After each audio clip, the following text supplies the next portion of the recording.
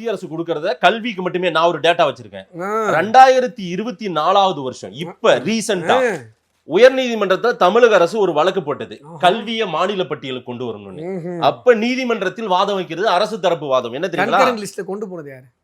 இப்ப மாநில பட்டியல கொண்டு வர சொல்லி கொண்டு போயிட்டாங்க சார். கொண்டு போயிட்டாங்க யாரு? கொண்டு போயிட்டாங்க. கொண்டு போனது யாரு? காங்கிரஸ் கவர்மெண்ட் தான். யார் அப்ப கூட்டணி? திமுக கூட்டணி தான். அப்புறம் என்ன? இன்னைக்கு மாநில பட்டியல வேணும்ன்றாங்க. கச்சத்தீவை தார மிகப்பெரிய ஆபத்து இருக்கு அப்படின்றாங்க.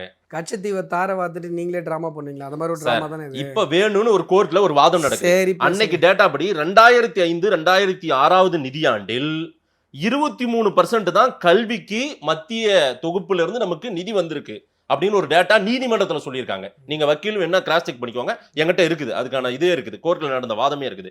2005 to 2006 நிதியாண்டு, 2018 நிதியாண்டுல அதுவே 8% குறைஞ்சிருக்கு.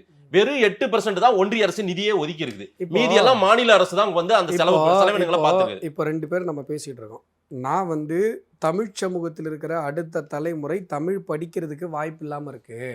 இங்கே ஒரு மொழியாக கூட தமிழை படிக்காமல் டிகிரி வரைக்கும் வந்துடுறாங்க. இங்கே வந்து இந்தி திணிப்பு கிடையாது, தமிழ் திணிப்பு தான் நடந்திருக்கு. தேசிய கல்விக் கொள்கையில் ஒரு மொழி திணிக்கப்பட்டிருக்கிறது என்று சொன்னால் அந்த மொழி தமிழ். இதை நான் பேசிகிட்டு இருக்கேன். நீங்கள் என்ன தெரியுமா பண்ணுறீங்க? கேஷி விடு, கேஷி விடு, கேஷி விடு. 55,000 கோடி ரூபாய்க்கு டாஸ்மார்க்கில் சம்பாதிக்கிறீங்கல்ல, தூக்கி கொடுக்க வேண்டியதானே?